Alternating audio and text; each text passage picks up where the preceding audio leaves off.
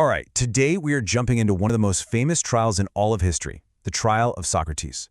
And this whole story is really about a massive clash of ideas, the safety of a stable society versus the messy, disruptive power of someone who just won't stop thinking for himself. I mean, think about it. This wasn't a trial for some normal crime. This was a man put on trial for his life, just for asking too many questions. And this, right here, this is the line in the sand. This one sentence basically captures everything Socrates was about. It's the big idea he was willing to defend to the bitter end. For him, life wasn't just about going through the motions. It was about thinking, questioning, and really truly trying to know yourself. Anything less than that, well, it just wasn't worth it.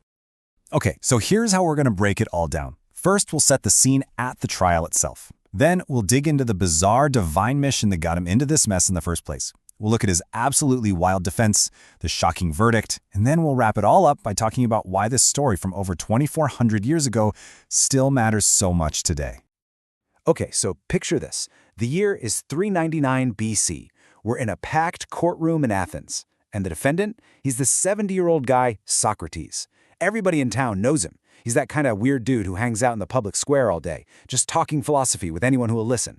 But today, he's not just having a debate. He is literally fighting for his life. And this is the part that's so hard to wrap your head around, isn't it? I mean, Athens was the cradle of democracy, the birthplace of philosophy. And yet, here they are putting their most famous philosopher on trial.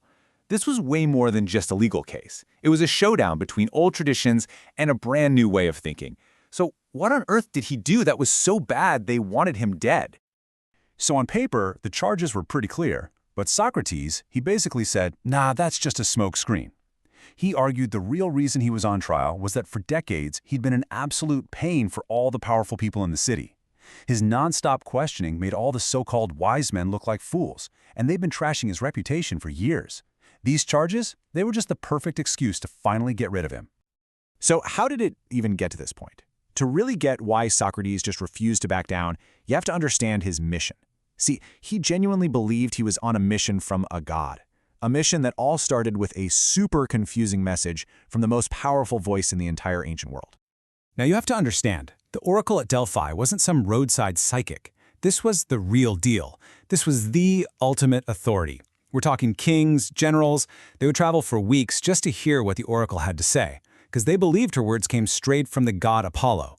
So yeah, when the oracle said something about you, you listened.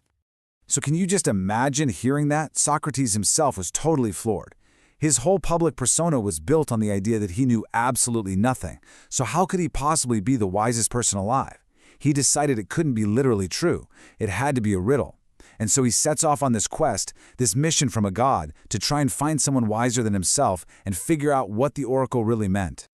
And this whole quest led Socrates to a completely different definition of what wisdom even is. It's not about having all the answers. In fact, it's the total opposite. He realized the oracle was right in a weird way. All the other people thought they were wise, but they weren't. Socrates was wise because he was the only one who knew how little he actually knew. And that self-awareness, that was his only claim to wisdom. And this, right here, is how he started making so many enemies.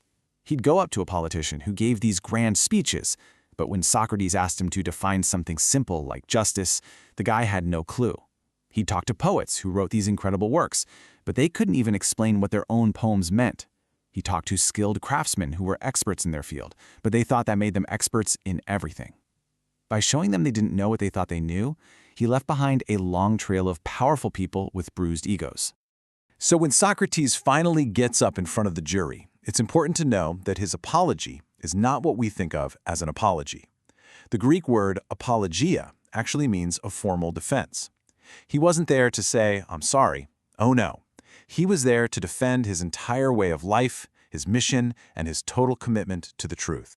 Right out of the gate, he draws this clear line in the sand. He says, look, my accusers are going to try to wow you with their fancy, persuasive language, but me?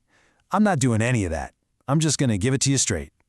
For Socrates, the only real eloquence was the power of the plain, unvarnished truth.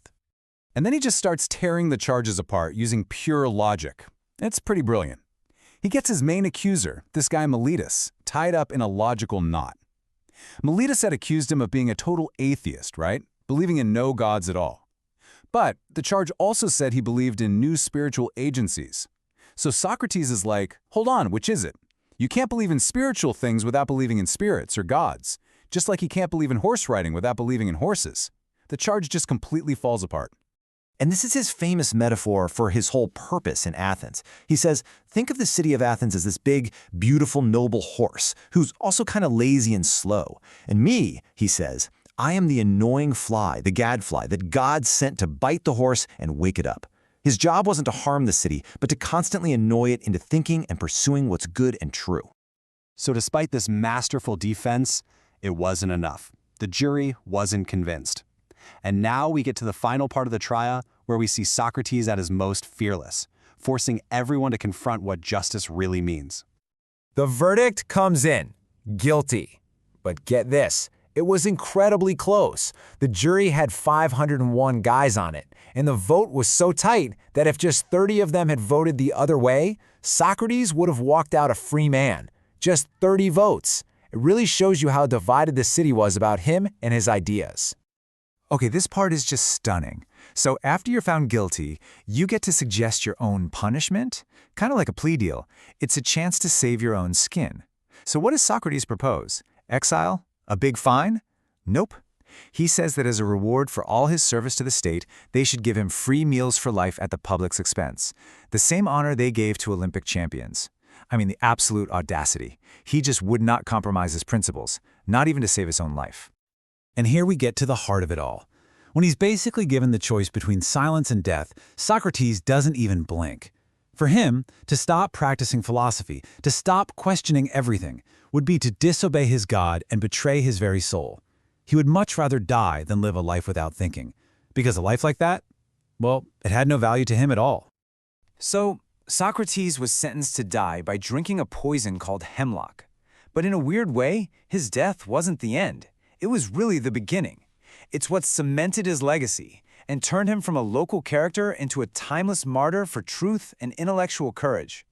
His legacy is, and I'm not exaggerating, pretty much the foundation of all Western critical thought. He taught us that it's way more important to be true than to be popular.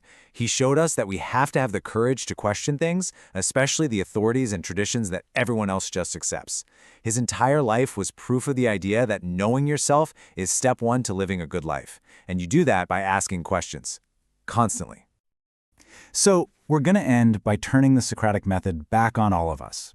His story really forces us to ask ourselves, what are my own unquestioned beliefs? What authorities do I just blindly follow?